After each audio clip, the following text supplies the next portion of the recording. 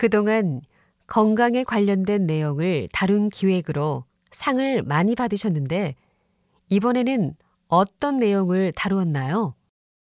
요즘 젊은 여성들 중에서 무리한 다이어트로 인한 거식증 환자가 많아지고 있습니다. 재미있는 사실 중 하나는 다이어트를 하고 있는 사람들보다 다이어트에 성공한 사람들 중에서 거식증에 걸린 사람이 더 많다는 사실입니다.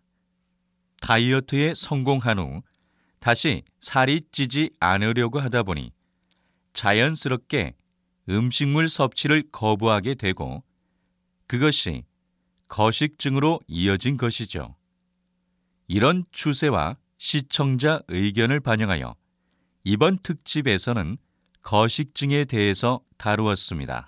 다시 들으십시오. 그동안 건강에 관련된 내용을 다룬 기획으로 상을 많이 받으셨는데 이번에는 어떤 내용을 다루었나요? 요즘 젊은 여성들 중에서 무리한 다이어트로 인한 거식증 환자가 많아지고 있습니다. 재미있는 사실 중 하나는 다이어트를 하고 있는 사람들보다 다이어트에 성공한 사람들 중에서 거식증에 걸린 사람이 더 많다는 사실입니다. 다이어트에 성공한 후 다시 살이 찌지 않으려고 하다 보니 자연스럽게 음식물 섭취를 거부하게 되고 그것이 거식증으로 이어진 것이죠. 이런 추세와 시청자 의견을 반영하여 이번 특집에서는 거식증에 대해서 다루었습니다.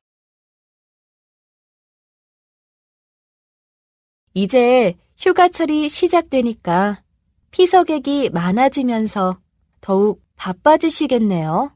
네. 사람이 많아지면 그만큼 위험한 상황도 많아지니까 긴장하고 있습니다.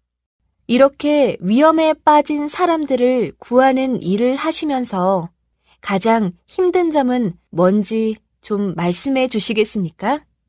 구조 현장을 보려고 모이는 사람들 때문에 가장 힘들어요. 사고가 나면 사람들이 궁금해하면서 몰려들거든요. 물에 빠진 사람을 구하러 가려면 먼저 특수 차량을 타고 사고자가 있는 곳과 가장 가까운 모래밭까지 이동해야 하는데 거기에는 구경하는 사람들이 많이 모여 있어요. 그러다 보니 2차 사고가 나지 않도록 조심하면서 이동하면 시간이 오래 걸리게 됩니다. 이 부분을 시민 여러분들이 좀 협조해 주시면 인명구조에 도움이 될 것 같습니다. 다시 들으십시오. 이제 휴가철이 시작되니까 피서객이 많아지면서 더욱 바빠지시겠네요. 네. 사람이 많아지면 그만큼 위험한 상황도 많아지니까 긴장하고 있습니다. 이렇게 위험에 빠진 사람들을 구하는 일을 하시면서 가장 힘든 점은 뭔지 좀 말씀해 주시겠습니까? 구조 현장을 보려고 모이는 사람들 때문에 가장 힘들어요. 사고가 나면 사람들이 궁금해하면서 몰려들거든요.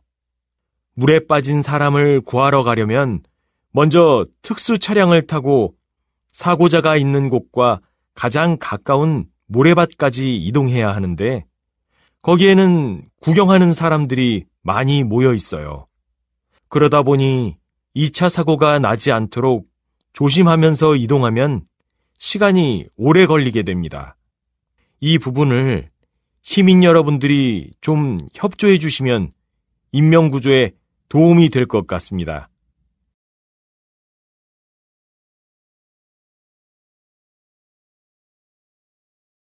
보통 달걀은 손으로 살짝만 만져도 노른자가 터지는데 이 달걀은 그렇지 않네요. 이게 어떻게 가능한 건가요? 닭들에게 건강한 환경을 제공하기 때문입니다. 보통 다른 농장에서는 많은 닭을 좁은 공간에서 한꺼번에 키우기 때문에 닭들이 건강하지 않습니다. 이렇게 키우면 전염병이 많아지기 때문에 사료에 약품을 많이 섞어서 먹이기도 하지요. 어떻게 하면 좋은 달걀을 생산할 수 있을까 고민한 끝에 닭이 건강해야 좋은 달걀이 나온다는 생각으로 닭을 키웠습니다. 닭들이 자연 속에서 마음대로 먹고 돌아다니다 보니 자연히 항생제 같은 약을 먹일 필요도 없고 결과적으로 좋은 달걀을 낳게 됐습니다. 다시 들으십시오. 보통 달걀은 손으로 살짝만 만져도 노른자가 터지는데 이 달걀은 그렇지 않네요. 이게 어떻게 가능한 건가요? 닭들에게 건강한 환경을 제공하기 때문입니다. 보통 다른 농장에서는 많은 닭을 좁은 공간에서 한꺼번에 키우기 때문에 닭들이 건강하지 않습니다. 이렇게 키우면 전염병이 많아지기 때문에 사료에 약품을 많이 섞어서 먹이기도 하지요. 어떻게 하면 좋은 달걀을 생산할 수 있을까 고민한 끝에 닭이 건강해야 좋은 달걀이 나온다는 생각으로 닭을 키웠습니다. 닭들이 자연 속에서 마음대로 먹고 돌아다니다 보니 자연히 항생제 같은 약을 먹일 필요도 없고 결과적으로 좋은 달걀을 낳게 됐습니다.